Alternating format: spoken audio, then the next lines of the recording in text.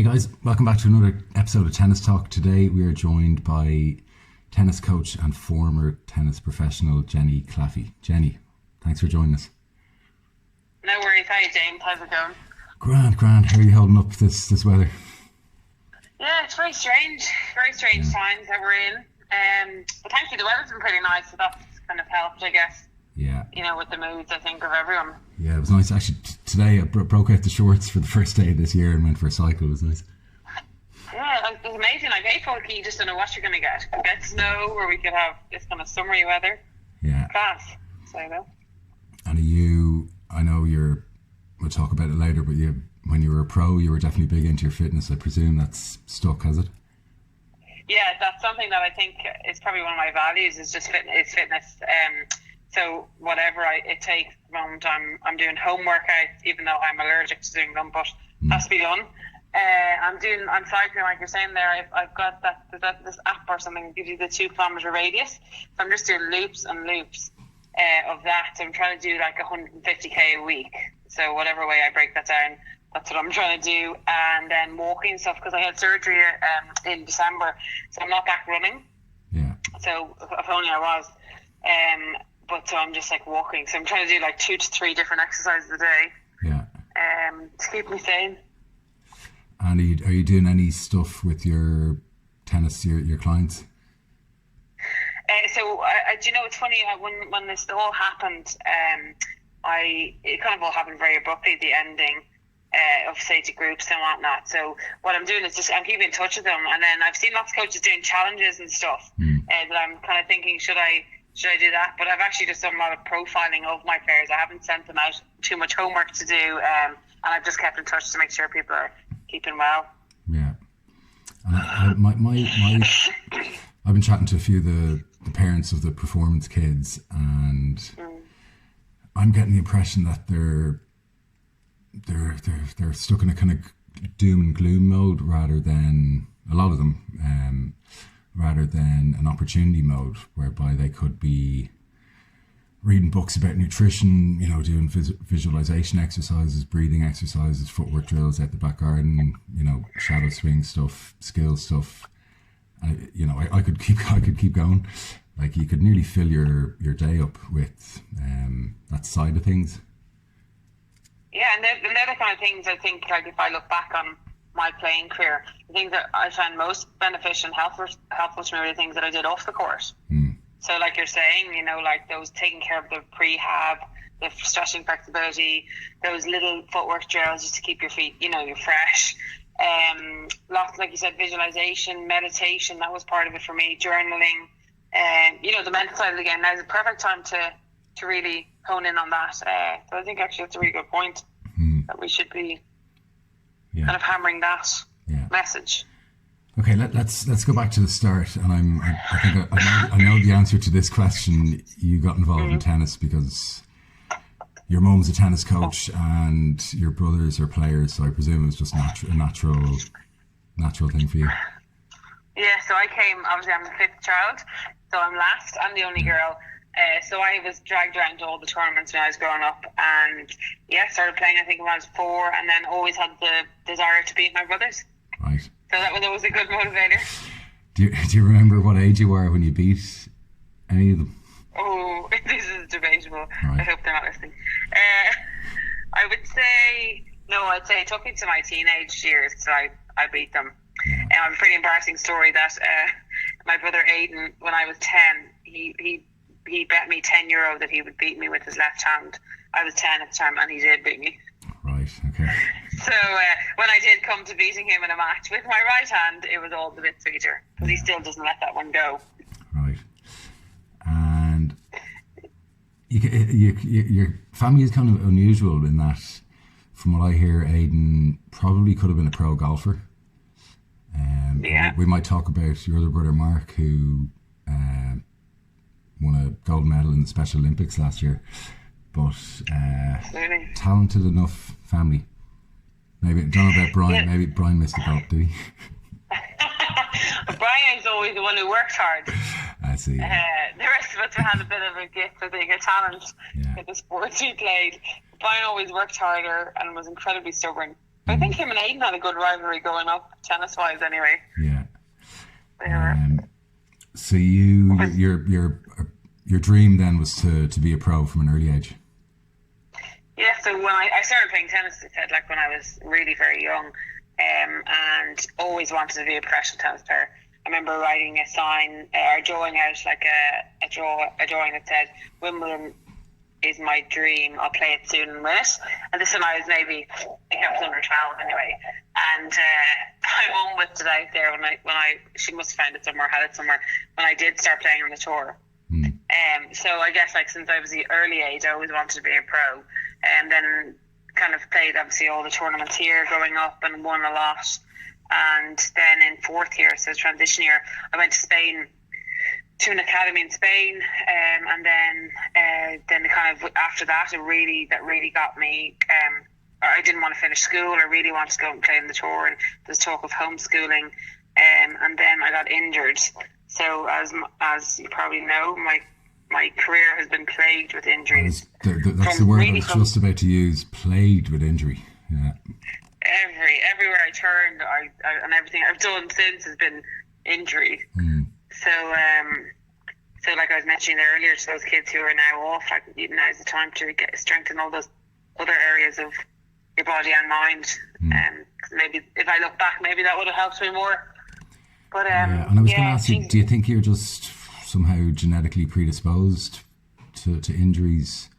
Because like say Johnny Sexton, somebody like that, who probably from his early teens has been training, very hard and working on every muscle group and every aspect of his, physical state, but he seems to get injured a lot. I know it's a heavy contact sport, but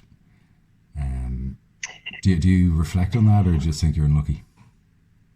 Yeah, I have wondered that, because I mean, even since retiring from the tennis, like I've had a lot of injuries, and yeah, I wonder. Unlucky is you never want to say you're unlucky, but yeah, I do think I have been quite unlucky with injuries. Like as I said, every time I've gone for something, an injury has happened, or it's gotten in the way. Really, the list goes on.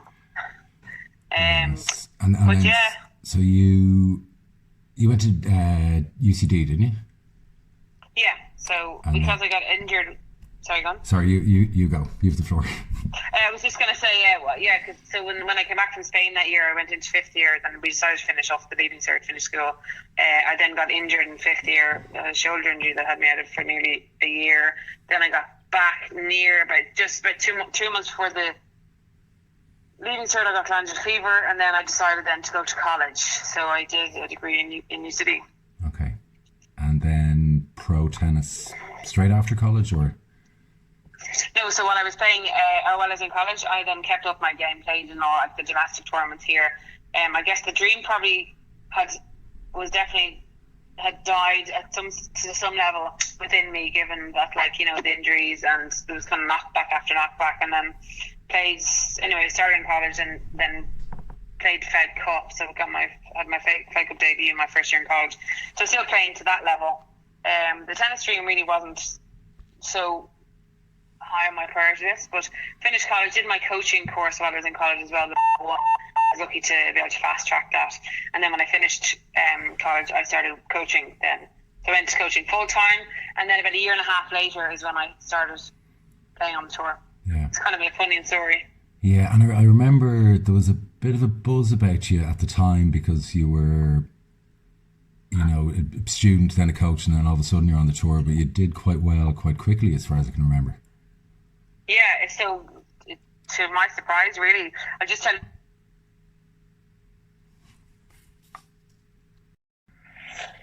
So the story behind me going on tour was unusual. I'd say, I was coaching full time at the time, and I remember I didn't get selected for Fed Cup, and that really irked me at the time, because it was quite an unjust decision.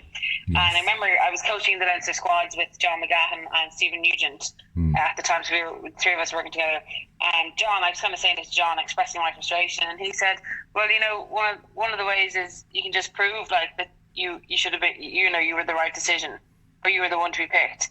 And I was like kind of a bit confused, and I was like, what's he talking about? He's like, go out and give it a lash, like the tour. I thought he was kind of joking. So, this is the start of January, the end of January, and I went back a week later. Kind of, I thought about it that week, and then went back, and he was like, "I'm serious. Like, what's your decision?" And I was like, "I'm like, imagine upping and changing my whole life." Yeah. Because he was giving me an idea, like I put an idea in my head.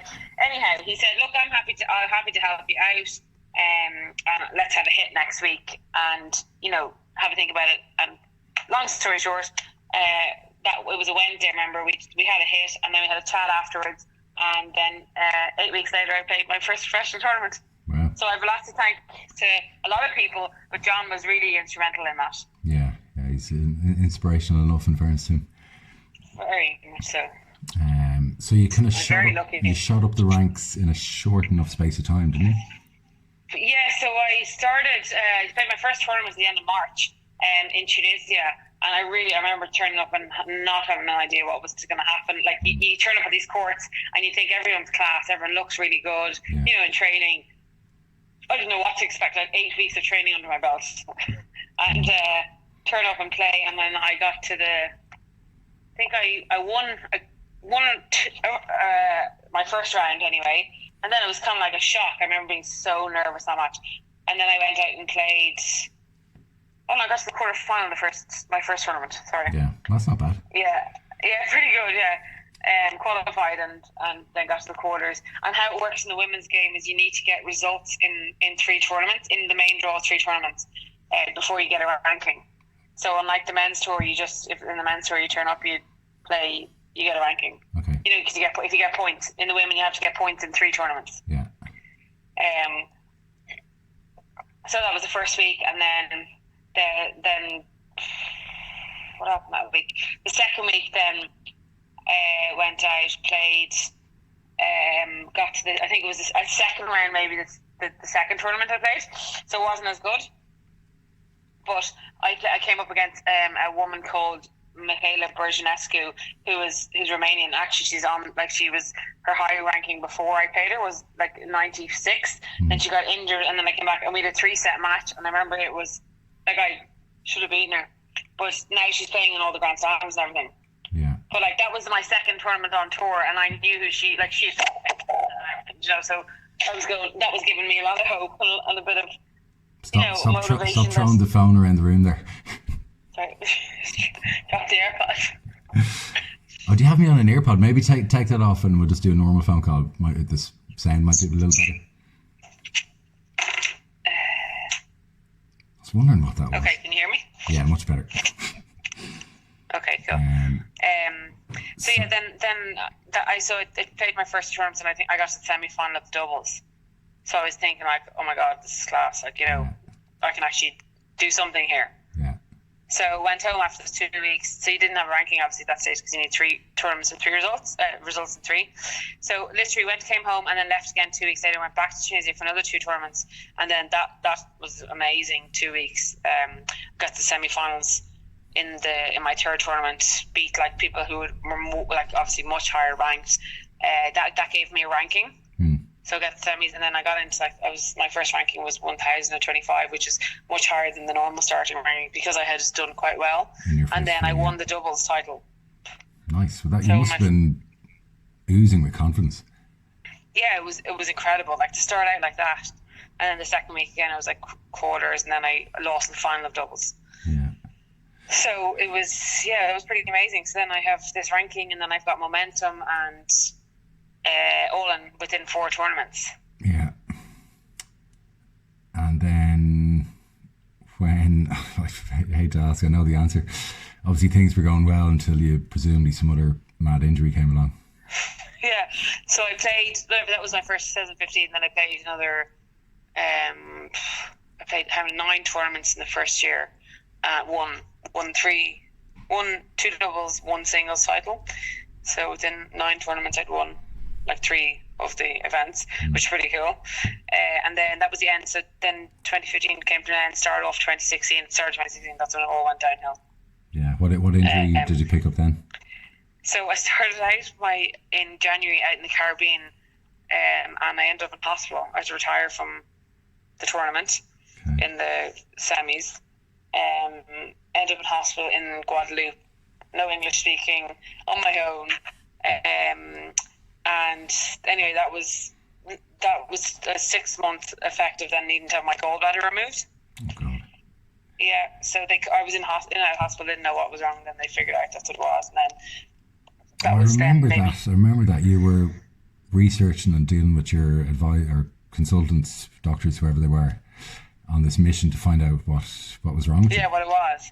Yeah, and then so they eventually figured out, and then I had that removed then in July of that year, and then went back on tour. So then obviously I had surgery. I actually had 2 surgeries, one in June, one in July, and then in October I played was my next tournament. And again, that went incredibly well. You just shot back. I got to the semis and the finals of the doubles, my first tournament. So there was a lot of hope there. Yeah. That my ranking was up at 600 then at that stage, and in both singles and doubles, everything feels like it's within your reach. Yeah. Even though I had such an injury layoff, and then so those 2 weeks, but in that time coming back, I had this elbow issue, but as usual, I just ignored it. Yeah. And then came back for those 2 weeks, really feeling positive, and then was gone away again for another 2 to Crete, I remember. And in those 2 weeks between the tournaments, I didn't practice my serve because my arm was so excruciatingly painful. And I went and played my first round match, hadn't served, hadn't hit a ball, couldn't actually flush the toilet, lift anything up with my arm. So that was the end of my career. So I didn't know that at the time. Then I came back then in November for my brother's wedding, and between then and the end of January I had surgery. And what's your if you were to answer honestly, if you had no injuries and you stopped school in transition year and didn't go to college, etc., do you reckon you'd be top 100, top 50? Whatever path I would have taken, whether if I went as a teenager or if I went the way I did it at 24, I do think I would be playing in the Grand Slams now. Yeah. I saw what was, you got a taste for it. You see what's out there. Girls are playing who are 200, 150 in the tournaments, and there was, no big difference between the head. Yeah. So I really do feel like if I had more exposure and more experience to it, to playing and being on tour, I have no doubt that I would be playing Grand Slams now. Fuck, it's a pity. Do you reckon you probably know Georgia Drummy pretty well? Do you reckon she's a chance of playing the slams, etc.? Well, yeah, I remember playing with her when I was training or playing on tour at the time, and she was quite young, and I've been very impressed with her power. I haven't seen her play for a long time since, but I was very impressed with her then. I know she's over in the States now in Vanderbilt. Yeah, she seems to be doing very well, yeah. So, and she's played in obviously some of the junior slams. So, you'd really hope that if she can stay fit and healthy, that she can chase her dream. And I think we'd all, there's so many kind of tennis fanatics in Ireland. I think we'd all just love to be able to tune into the slams, and even if they're only making a few rounds in the tournaments, just to have somebody to cheer on.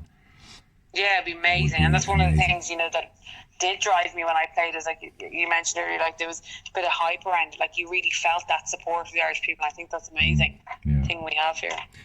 Yeah, well, look, fingers crossed. Absolutely.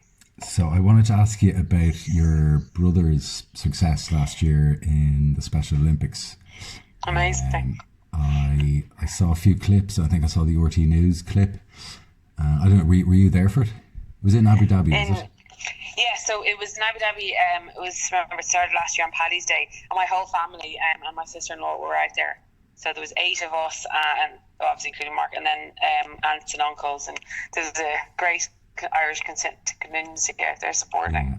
And was it a nail biter? The clip seemed to suggest that it was a nip and tuck right till the end, and then when the lady drew up the score on the scoreboard, the celebrations. Yeah, it was really that, because so it started on a Sunday and it went on for 5 days. So every day they round up the scores, and then say after the first day he moved into a different category, and then so the better he was doing, obviously the tougher the opposition.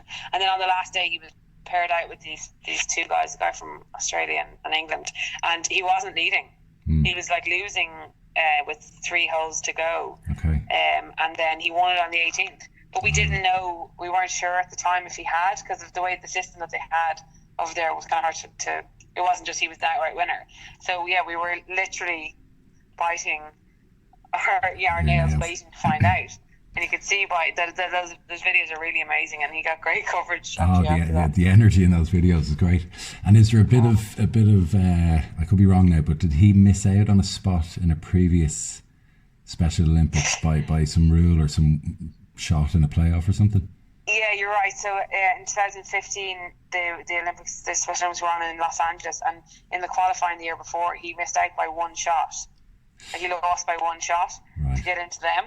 And then went and got in Abu Dhabi, won the gold. It was absolutely amazing. Yeah, amazing. It was amazing to be part of. I saw 2 things. I saw the RTE clip, and then a day or 2 later, I saw a picture of you guys with Shane Lowry, all got together. So he must have reached just recently. Not sure, but I think your brother put out a challenge to Lowry. He challenged him to a game of golf. And then next thing I saw was you guys all in a photo with Shane Lowry. Yeah, so Mark's a big fan of Shane Lowry, and he's only dying to play with him.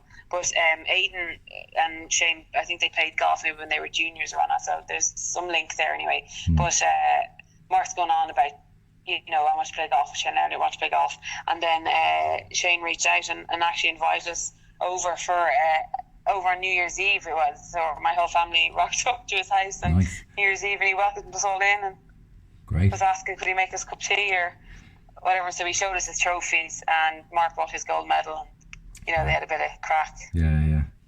And they said they invited to play in the summer.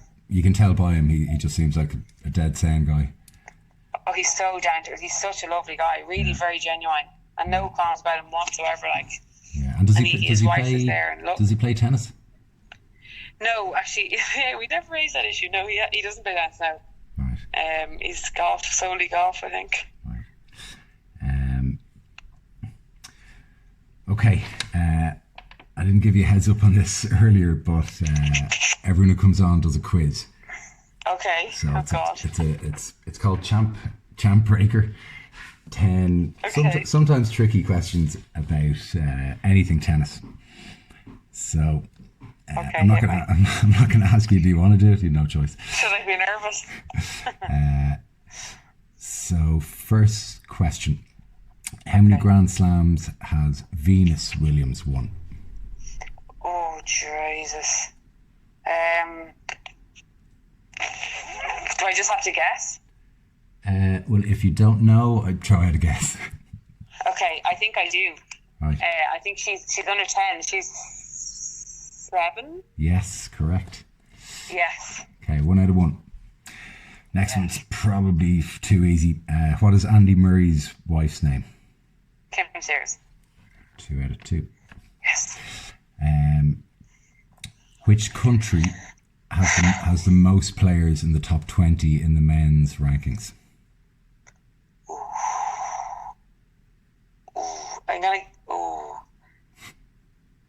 Let me just think. Can I think? You can think.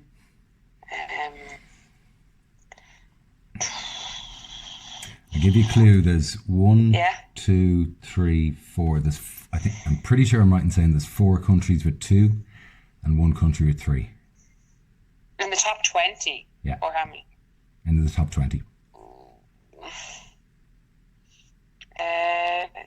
I'm not going to... Oh, Jesus. I just guess one. Is it Spain? No. Spain? No. Russia. Who is there? There's Hakanov, Rublev. Medvedev and Rublev. Medvedev, Rublev, Hakanov, and who else? That's it. 3. Spain have 2. Oh, 3. So you said 4. No, sorry, 3. Oh. Anyway, same idea. Yes, Spain, Canada, Italy, Switzerland have 2, I think. Anyway, 2 out of 3. Okay, who wrote the book Serve to Win? You should know this, being big into your diet. Oh, I think I've read that book. Come on, Jen. It's gluten free. I've never bothered. What's his name? Djokovic. Yeah, I've never bothered reading it. Okay. Who was the last American male to win a Grand Slam?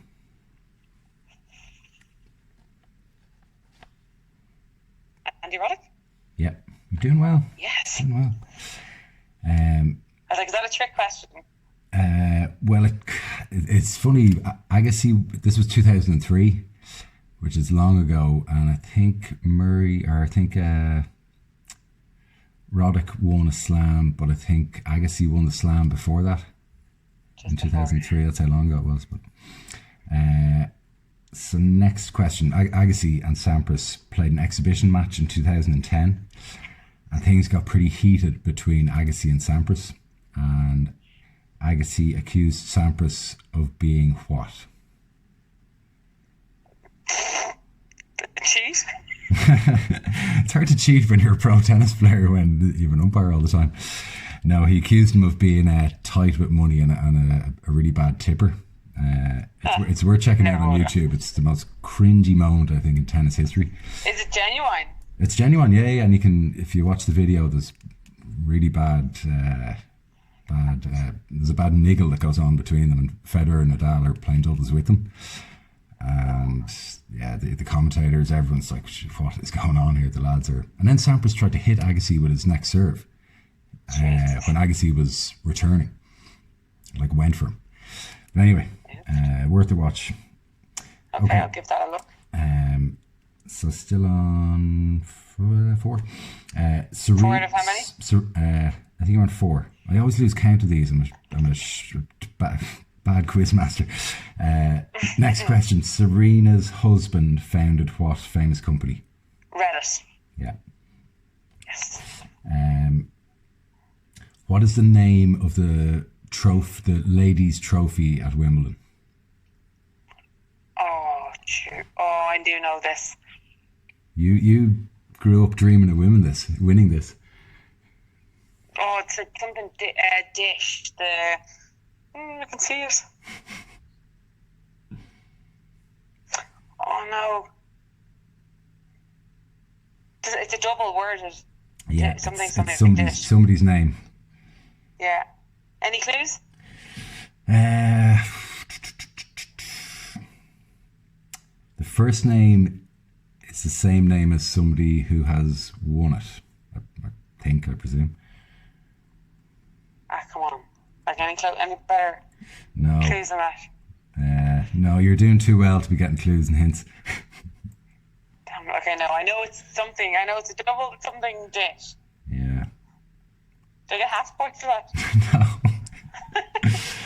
No, time's up. Shite. It's the Venus Rosewater dish. Oh, you could have said that like that was... Well, was it Venus won Wimbledon, I presume, did she? Yeah, anyway, you weren't getting a hint.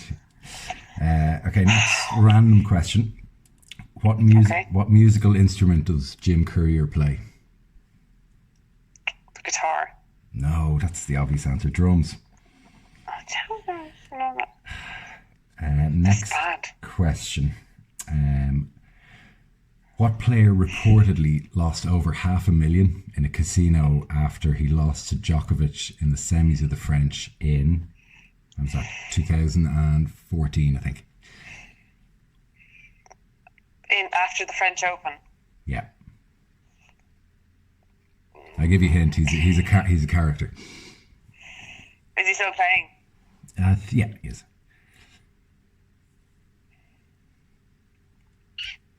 He's funny, and he's one of the more intelligent tennis players. And he's still playing. Yeah. Is he mad? He's mad. Yeah, he's not as mad as Kyrgios, so he's probably next in line. Oh, then if it's not him, it's Golbus. Yeah, I'll give you that one. I got you over the line on that one. So okay, phew. Thanks. My rough guess here is 6, but I'll listen back and we'll have you on the leaderboard tomorrow. 6 out of 10. Yeah, better than 2. I'm on 2. To your own quiz. Yeah, well, I got asked pretty tough questions by Alan Beattie, guy who used to be a friend of mine. Oh, that's beefy. Yeah. So yeah, let's wrap it up, and I will. Yeah, thanks Emil for coming on. Unless there's anything else you want to chat about, I'm not busy, not doing anything. No, that's cool. If you want to have me on, if you think of any more things, let me know. Yeah. I'm happy to answer any questions. Yeah. If it's a long lockdown, I'll have you back on. Okay, great. Look forward to it. Yeah. Okay, cool. Thanks, Jenny. Okay, thanks guys for listening. Take care. Thanks. Take care. Bye-bye. Bye.